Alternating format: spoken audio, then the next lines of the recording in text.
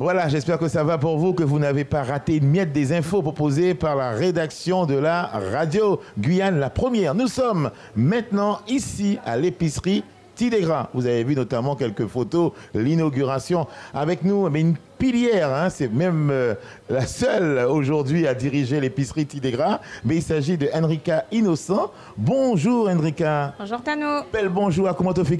Mon bien, mon bien. Ça va bien? Ça va bien. Alors c'est vrai que ça faisait bien longtemps qu'on n'avait pas parlé de l'épicerie Tidegras. On s'est posé la question, est-ce que l'épicerie existe encore? Est-ce qu'elle fonctionne encore? Alors donnez-nous les nouvelles. Alors c'est vrai que la question peut se poser puisque nous avons été un peu dans le silence pendant quelques temps, mais c'était volontaire puisque nous avions en fait une restructuration à mettre en place par rapport à notre perte de subvention, une réorganisation également de nos services. Et maintenant nous sommes prêts, accompagnés en fait de l'État et de la collectivité territoriale. Donc nous redémarrons sur une nouvelle organisation et une répartition de nos services. Rappelez-nous un petit peu comment et quand est née l'épicerie Tidegras. Alors l'épicerie Tidegras est née en fait le 27 juillet 2007. Donc en fait ça remonte et c'était une volonté de la part de plusieurs personnes de pouvoir en fait créer cette activité sur le département. Donc j'ai cherché au départ des collaborateurs, des personnes intéressées par ce projet. Je l'ai défendu en premier lieu en métropole auprès du réseau national Andes de manière à faire accepter en fait l'outre-mer puisque ça ne faisait pas forcément partie de leurs priorités. Après cela, faire des recherches en fait en Guyane pour savoir si les fournisseurs pour pouvoir créer, parce qu'il fallait tout créer hein, pour nous ici, donc créer en fait le réseau d'approvisionnement, une équipe aussi de personnes intéressées, bénévoles également pour tout démarrer. Alors c'est vrai que l'épicerie Tidegras, c'est une épicerie solidaire où les gens peuvent venir acheter effectivement de quoi manger à un prix, alors dérisoire, c'est pas le bon mot, mais à un prix plus intéressant. Oui, c'est vrai que dérisoire, ça fait un peu... Voilà. Donc, on va dire que c'est un tarif préférentiel puisque les personnes, en fait, ne payent entre 20 ou 30% en fait, de la valeur usuelle du produit. Mais tout dépend, en fait, de leur situation. Pour des personnes qui perçoivent le minima social, comme le plus connu, c'est le RSA, ces personnes, en fait, paieront 20% du produit. Et pour les personnes qui travaillent, puisqu'il faut savoir que les lois, en fait, évoluent et que l'épicerie sociale est ouverte également aux personnes qui travaillent, mais dont les revenus ne doivent pas dépasser le SMIC, ces personnes apportent une participation de 30%. Le reste est pris en charge en fait par notre réseau national et également par les actions de récolte de fonds que l'ADES en fait peut mettre en place. Voilà, et apparemment vous travaillez dans une bonne ambiance parce qu'on entend de la musique de carnaval, vous me direz. D'ailleurs, la déco nous permet de dire que vous êtes dans cette ambiance, dans cet état d'esprit de carnaval où les gens effectivement s'amusent parce qu'on peut avoir des soucis de revenus mais avoir quand même la joie de vivre. Alors, on découvre un peu à nouveau l'épicerie Tidegras qui est constituée effectivement d'un personnel qui vous accompagne. Combien de personnes travaillent ici, Enrika? Alors, c'est vrai que ça a beaucoup changé puisqu'à l'époque, en fait, nous sommes toujours une entreprise d'insertion. Nous étions en fait 12 salariés. Aujourd'hui, pour des questions budgétaires et pour permettre à la structure de continuer à fonctionner correctement, nous avons abaissé notre personnel à 5 personnes. Donc, c'est vrai que nous avons beaucoup plus de travail en fait étant à 5, mais en fait, on arrive à s'en sortir. Donc ici, en fait, vous avez les personnes responsables. Donc, Madame Wang qui s'occupe, elle, de tout ce qui est accueil et passage de commandes, qui réceptionne également en fait les clients. Monsieur Matoura, en fait, le responsable du service social qui à la base donc fait la constitution des dossiers et pendant les actions en fait s'occupe de piloter en fait le personnel en poste pour les différentes actions. Madame Genaïs qui est la gestionnaire comptable.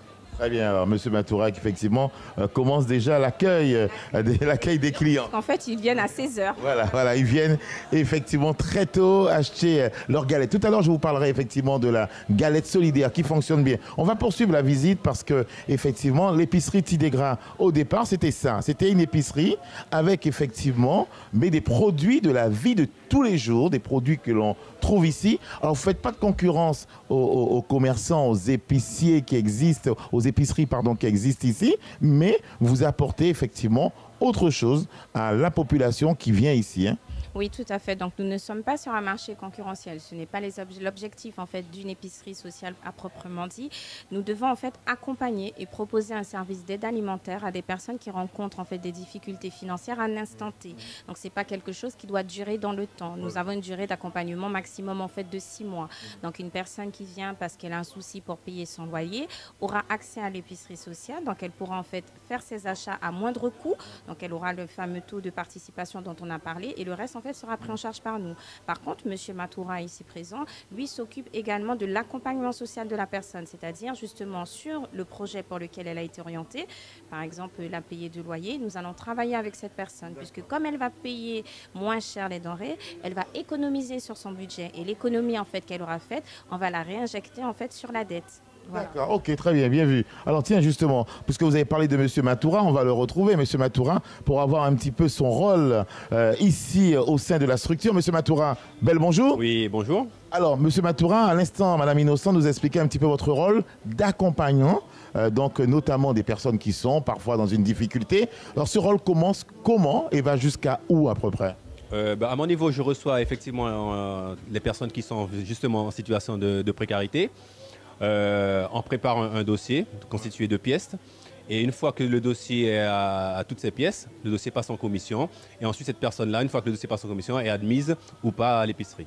Alors, c'est une difficulté parfois pour des gens qui n'ont pas forcément tous les papiers nécessaires. Alors, comment vous pouvez les orienter de façon à ce qu'ils arrivent avec un dossier complet et qui permet effectivement l'éligibilité justement pour pouvoir avoir droit à cela? On essaie de faire au mieux au quotidien. Donc, notre rôle, c'est de les accompagner au mieux.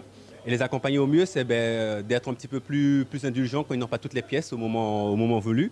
Et après ce moment, ils sont très compatissants, ils reviennent et à ce moment-là, on peut réussir à faire un dossier quand même complet. D'accord. Aujourd'hui, combien de personnes fréquentent en continu l'épicerie Tidégra? Ils sont nombreux? Oui, ils sont plus de 150 personnes au moins. Ouais. Et ça se passe très très bien. Et on sent cet engouement et cette envie de revenir, même quand ils sortent de dispositifs. Mais ils sont quand même présents. Très bien, c'est l'essentiel. Merci en tout cas, M. Matoura, pour toutes les précisions. Je reviens à vous, Madame Innocent. Alors, je sais qu'à un moment donné, la difficulté était là. Il a fallu restructurer, il a fallu trouver des partenaires. Alors, ces partenaires, ce sont seulement les institutions ou bien est-ce que des partenaires privés peuvent prendre part à l'évolution de cet institut, de cette épicerie? Alors, sachant que l'ADES, en fait, est une entreprise d'insertion, c'est-à-dire qu'on a un agrément de la direction du travail pour développer en fait, cette activité au niveau du territoire de la Guyane. Donc, mon devoir et ma mission, c'est de toujours en fait, trouver de nouveaux collaborateurs. Il n'y a pas que les institutions en fait, qui financent la structure. Nous avons également en fait, des entreprises privées, comme l'entreprise en fait, Célite ou l'entreprise FAIC en fait, qui nous a accompagnés et qui nous accompagne en fait, chaque année pour la vente des galettes solidaires. Donc, en fonction des actions, je rajoute de nouveaux partenaires. Justement, je profite pendant que vous êtes là pour vous savoir que l'épicerie sociale et le réseau ADES ont signé avec Carrefour Matouré et Carrefour Market et que depuis 3 semaines à peu près, nous faisons en fait les collectes pour l'épicerie sociale auprès en fait de ces entreprises. Voilà, donc on a aussi des produits en fait de Carrefour qui viennent compléter en fait notre base de produits. Donc c'est vrai que ça nous permet également de faire des économies puisqu'en fait il y a un investissement moins important. Donc c'était aussi l'objectif que nous avions pris en fait avec le président de la collectivité de renforcer en fait nos partenariats en fait sur le département pour pouvoir asseoir la structure et permettre qu'elle continue. Et de l'autre côté également développer en fait une activité économique beaucoup plus pérenne qui permettrait également de faire rentrer en fait des fonds complémentaires. Et à ce titre, à partir de la semaine prochaine, les Schwitzy seront en vente dans les centres commerciaux Carrefour Matouré et Carrefour Market. Eh bien, c'est très, très, très bien. Alors, tout à l'heure, on va continuer à parler notamment de la fameuse galette solidaire. Ça fait quelques années que ça existe et ça fonctionne. On va aller voir un petit peu la confection de la galette et puis un petit peu le parcours. Hein. Quand les gens arrivent ici, il faut passer commande et en arrivant, effectivement, il y a l'accueil. C'est une vraie épicerie. Hein. Tout à fait, hein, ça fonctionne comme un petit carrefour. Hein. On a toute une procédure en fait, de passage de commande, d'entrée en stock, des fournisseurs. C'est exactement pareil, c'est juste que la surface est plus petite, mais c'est exactement pareil. En tout cas, vous nous donnez faim là maintenant. On va aller découvrir la galette, la confection de la galette dans un instant, car nous irons dans les cuisines. Pour l'heure, on va retrouver une autre chronique, une rubrique que vous aimez bien, c'est la chronique de Mike Montbrun. À tout à l'heure pour la suite. Nous serons dans les cuisines et là, on va forcément voir comment on prépare la galette et puis la goûter aussi. Ben oui, tant qu'à faire. À tout à l'heure pour la suite.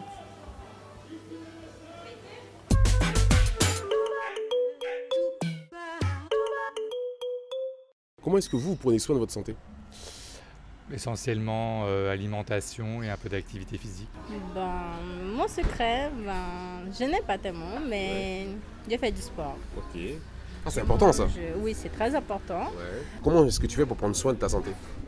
Du sport et voilà. Du sport? Oui.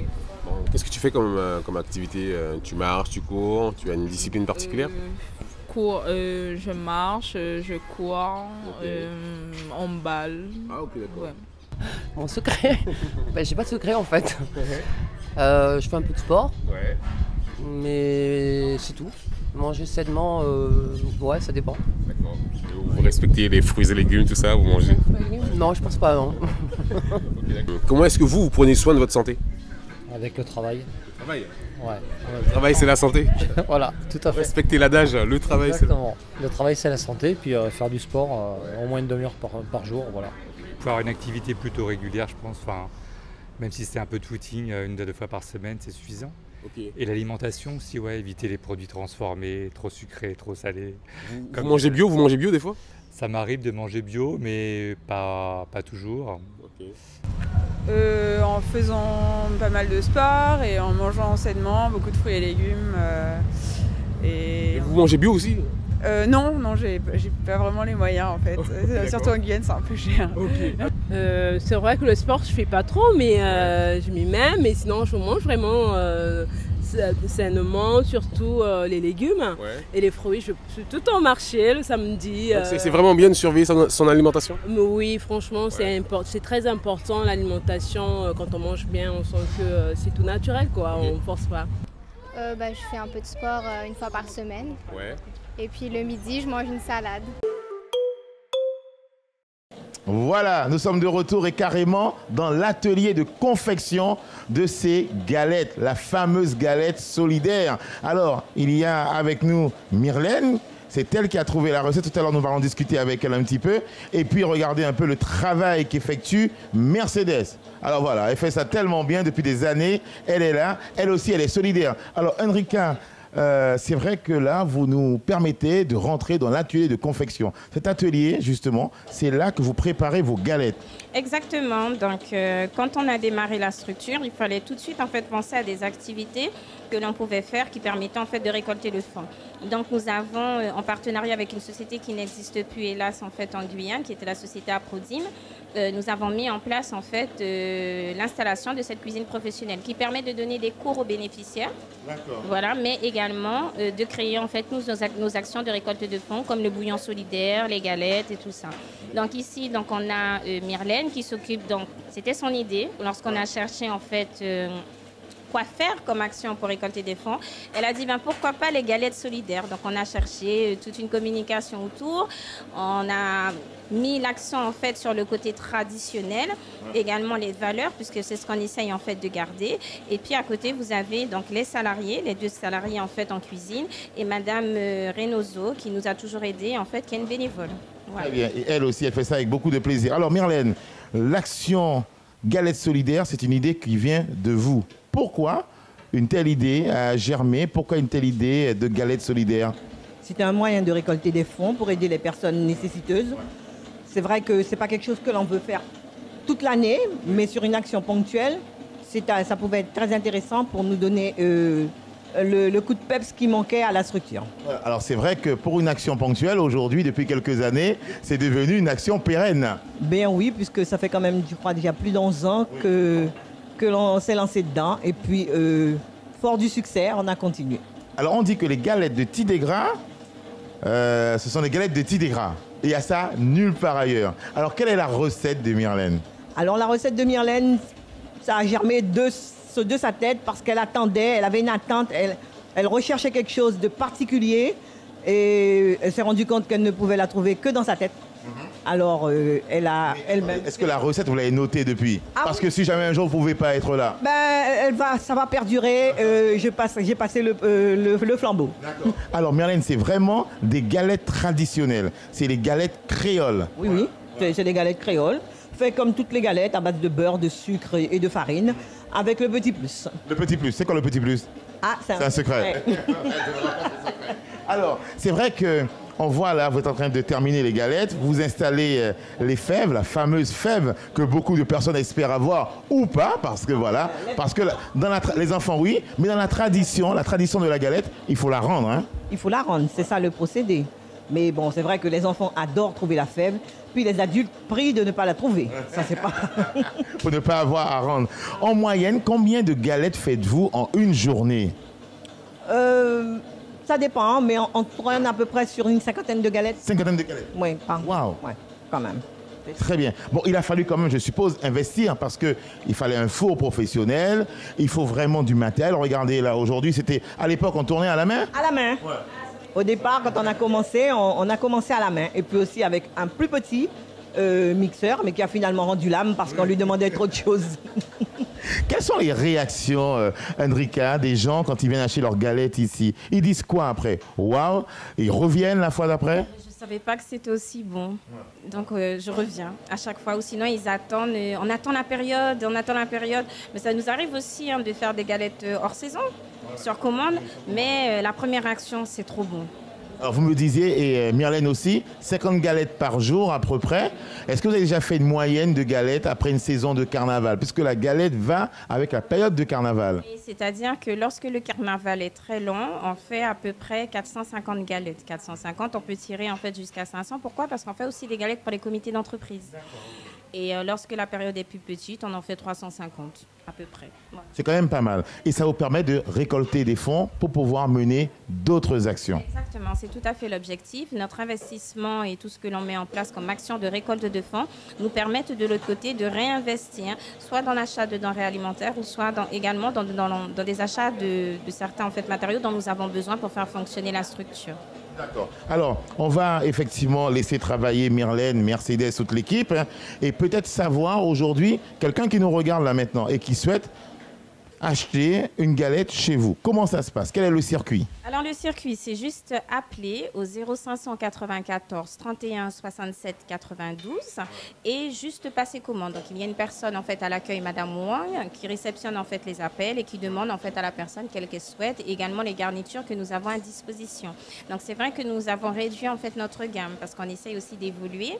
Donc cette année, nous avons créé en fait une galette saveur chocolat avec notre partenaire CGI qui nous a mis à disposition le chocolat. Donc Madame Innocent en fait a travaillé sur la saveur et tout, et on a pu faire en fait une galette traditionnelle fourrée à la crème de chocolat et d'autres garnitures qui marchaient un peu moins. Donc on a décidé de les arrêter et de mettre en avant vraiment en fait ce qui marchait. Donc chocolat, coco, crème, quoi encore? Donc la duo, donc avec les deux couches de garniture superposées, la confiture en fait de goyave, la confiture de coco et la crème. Et celle qui marche le plus cette année, c'est la duo et la chocolat. Alors, ah ben d'accord, c'est très bien. Madame Innocent, Myrlène, une galette, on la mange à quel moment? On la mange le matin, le midi, le soir? Il n'y a pas d'heure pour manger une bonne galette? Une bonne galette créole? Manger une bonne galette et se faire plaisir. D'accord. Se faire plaisir tout le temps? Oui, il n'y a pas de souci à ce moment-là. Même avec le café, ça passe très bien. Ah oui, le matin? Oui. Écoutez, ça se voit que vous faites ça avec beaucoup de plaisir. En tout cas, c'est cette dame qui a trouvé la bonne recette, la belle recette qui permet à des milliers de personnes d'acheter la galette chaque année depuis maintenant 11 ans. Et n'oubliez surtout pas, c'est une action solidaire. En achetant la galette ici à Tidégras, ça permet à la structure de pouvoir continuer à évoluer, à perdurer et de venir en aide aux plus nécessiteux, ceux qui sont dans le besoin et qui ont besoin d'être accompagnés tout simplement. Oui, c'est exactement cela. Ouais. Alors, une idée pour la galette, est-ce qu'une autre idée risque un jour d'arriver comme ça? Si un jour la galette venait, non? Pourquoi pas? On trouvera bien le moment venu. Ouais, on trouvera bien le moment venu.